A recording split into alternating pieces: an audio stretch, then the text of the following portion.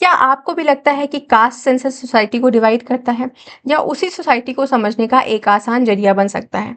जब भी बात कास्ट सेंसस की आती है तो या तो हम उसे जातिवाद का मुद्दा बना देते हैं या उस पर चुप्पी साध लेते हैं। लेकिन हमारे देश में जितनी भी पॉलिसीज, जितने भी स्कीम्स, जितने भी पावर स्ट्रक्चर है, उसमें एक साइलेंट वेरिएबल होता है कास्ट।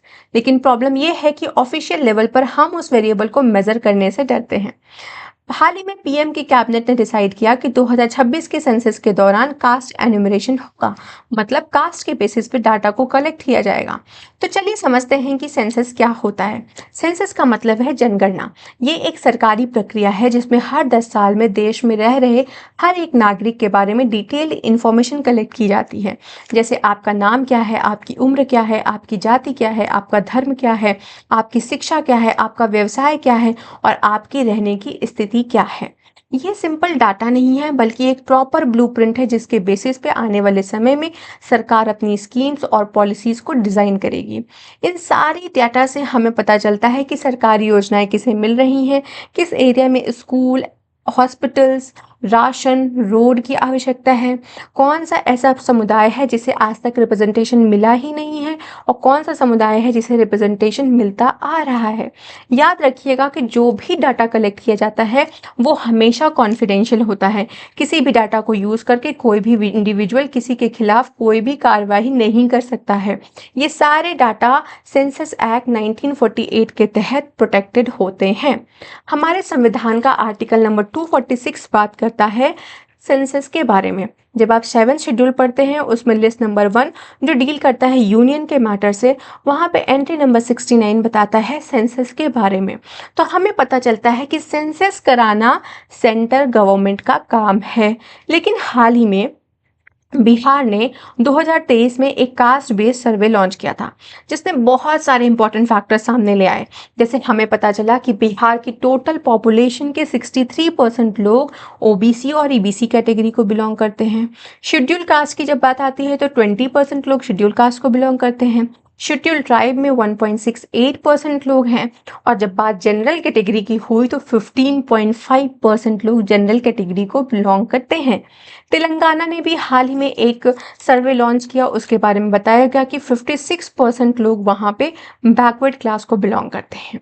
एक और डाटा सामने आया था जिससे पता चला कि 45 सेंट्रल यूनिवर्सिटी में 4% professor, 6% associate professor OBC category को बिलोंग करते हैं और वहीं पे 85% प्रोफेसर्स जनरल कैटेगरी को बिलोंग करते हैं।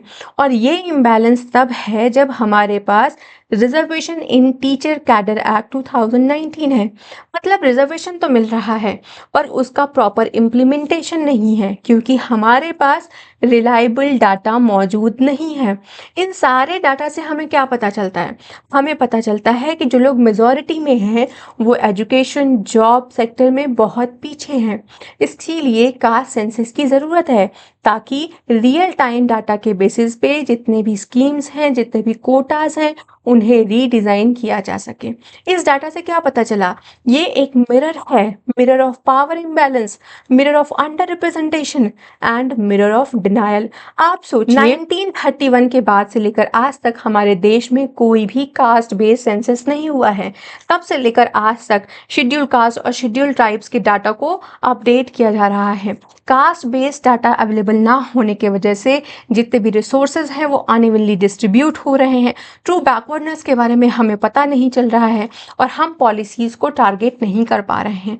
1931 के बाद 2011 में एक एफर्ट हुआ जिसके माध्यम से सोशो इकोनॉमिक कास्ट सेंसस कराया गया। लेकिन मज़े की बात यह है कि उस डाटा को आज तक रिलीज़ ही नहीं किया गया। तो आप सोचिए, एक सेंचुरी होने को आई है और हमें ये तक नहीं पता चल है कि हमारे देश में किस जाति के कितने प्रोपोर्शन में लोग रह रहे हैं, किसकी रिप्रेजेंटेशन कितनी है और किसकी वल्नरेबिलिटी कितनी डीप रूटेड है।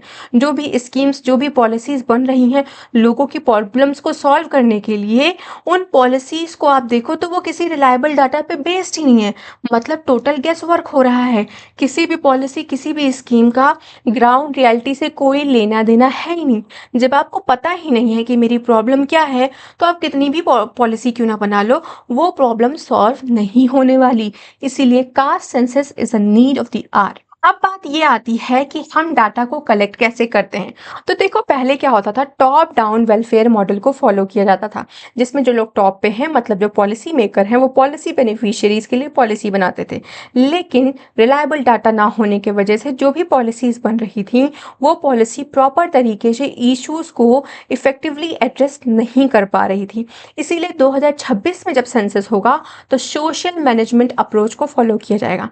इसमें क्या होता है कि पहले हम डाटा को कलेक्ट करते हैं, फिर हम देखते हैं कि नीड बेस्ड इंटरवेंशंस क्या क्या हैं, लोगों की क्या क्या आवश्यकताएं हैं, लोगों को किस वजह से समस्याएं हो रही है, इन सारे चीज़ों पे एनालिसिस होती है। यहाँ पे कास्ट को एक डेवलपमेंट फैक्टर के तौर पे देखा जाता है। कास्ट स्टिग्मा नहीं है, बल्कि एक स्ट्रक्चरल टूल कंसिडर किया जाता है। आप सोचिए, अगर हमें पता हो कि हमारी सोसाइटी में जितने भी लोग रह रहे हैं, उसमें किसको किस चीज़ की वजह से समस्या है, किसको किस चीज़ की आवश्यकता है, और किसको किस चीज़ की आवश्यकता नहीं है, और क्यों प्रॉब्लम्स हो रही हैं, तो हम एक अच्छी और एफिशिएंट पॉलिसी बना पाएंगे। है कि नहीं? कमेंट करके ज़रूर बताइएगा। इसीलिए कास्ट सेंसस एक ऐसा लेंस है जिसके माध्यम से आप इनइक्वालिटी को बहुत अच्छे ढंग से समझ सकते हैं। हाल ही में तमिलनाडु ने एक मॉडल दिया, जिसमें उन्होंने जितनी भी एजुकेशन पॉलिसीज हैं, जितने भी स्कॉलरशिप्स की पॉलिसी है, उसको कास्ट बेस्ड सर्वे के हिसाब से एडजस्ट किया। वहीं पे कर्नाटका ने भी यही काम किया। उन लोगों ने जॉब की पॉलिसीज को और एजुकेशन पॉलिसीज को कास्ट सर्वे के हिसाब से रिकैलिब्रेट किया। तो आप सोचिए कि अगर नेशनल लेवल पर एक बार सेंसस हो जाता है, तो क्या हम तमिलनाडु या कर्नाटका के मॉडल में को अपने पूरे देश में अपना नहीं सकते? बिल्कुल अपना सकते हैं।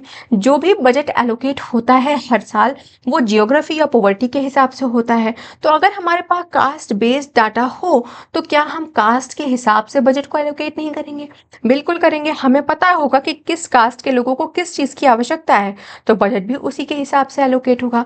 अगर आपको पता चले कि भाई किस यूनिवर्सिटी में, किस जॉब्स में कौन लोग आ रहे हैं, कौन लोग बाहर जा रहे हैं, वो भी सब कैसे पता चलेगा? कास्ट बेस्ड सेंसस की वजह से। कास्ट बेस्ड सेंसस की वजह से आप देख पाओगे कि जो भी स्कीम्स बन रही हैं, जो भी पॉलिसीज हो रही हैं, वो उनसे किनको किनको फ़ायदा मिल रहा है और किनको फ़ायदा नहीं मिल रहा है। अगर कोई कम्युनिटी ऐसी है जहाँ तक वो स्कीम्स पहुँच नहीं रही है, तो वो डायरेक्ट सरकार से जवाबदेही कर सकते हैं कि भैया हमें क्यों नहीं बताया इसके बारे में। तो ध्यान में रहे कि कास्ट सेंसस बदलाव का एक नींव बन सकता है। वहीं पे बहुत सारे लोग ये भी कह रहे हैं कि कास्ट सेंसस सोसाइटी को डिवाइड कर रहा है, हमारी नेशनल यूनिटी खतरे में आ रही है। तो भैया ध्यान रखना कि कास्ट सेंसस की वजह से कोई भी सोसाइटी डिवाइड नहीं हो रही। अगर आप कास्ट सेंसस को इग्नोर करेंगे, तो जितनी भी इनजस्टिस आपके साथ हो रही है, वो हमेशा छुपी रहेगी। गिनती करना बिल्कुल भी गलत नहीं है, गलत है अंधेरे में रहना। कास्ट सेंसस कास्टिज्म को क्रिएट नहीं करता, बल्कि कास्ट बेस्ड इनइक्वालिटी को रिवील करता है। अगर आप ग्लोबल लेवल पर देखें, तो यूएसए जैसा देश, वहाँ पे भी हर 10 साल में सेंसस होता है, और वो सेंसस होता है रेस और एथनिसिटी पे बेस्ड होता है। उस सेंसस से जो भी डाटा मिलता है, उसको सरकार वहाँ की सिविल राइट्स के इन्फोर्समेंट में लगाती है। वहीं पे साउथ अफ्रीका में भी सेंसस होता है रेस और लैंग्वेज के बेसिस पे। जब ये डेवलप्ड नेशन से सेंसस करा सकते हैं, तो हम क्यों नहीं करा सकते हैं? ध्यान रहे कि कास्ट सेंसस बदलाव का नींव हो सकता है। कास्ट सेंसस का मतलब ये नहीं है कि कास्टिज्म क्रिएट हो रहा है, बल्कि कास्ट को समझना है, समझकर एक ऐसी एफिशिएंट पॉलिसी बनाना है जिससे हमारे देश के हर नागरिक को बेनिफिट हो और कोई भी व्यक्ति पीछे ना रह जाए। क्योंकि जितने भी डाटा अभी हमने देखे, उसमें हमने देखा कि जो लोग मेजॉरिटी में आगे हैं, वो लोग रियलिटी में जब जॉब की बात आ रही है, एजुकेशन की बात आ रही है, गवर्नमेंट सेक्टर की बात आ रही है, तो वहाँ पे वो बहुत पीछे रह जा रहे हैं। इसीलिए ध्यान रहे कि जब भी सेंसस हो, उसमें आप अपनी रिलायबल डाटा को ही प्रोवाइड करें, कोई भी इश्यूज क्रिएट ना करें और ट्रांसपेरेंसी को मेंटेन करें। आई होप कास्ट सेंसस क्यों ज़रूरी है, ये मैं आपको समझा पाई हूँ। अगर ये वीडियो आपको थोड़ी सी भी वैल्यूबल लगे, तो अपने दोस्तों, मित्रों, परिवारजनों से ज़रूर साझा करें। तब तक के लिए धन्यवाद। जय हिंद।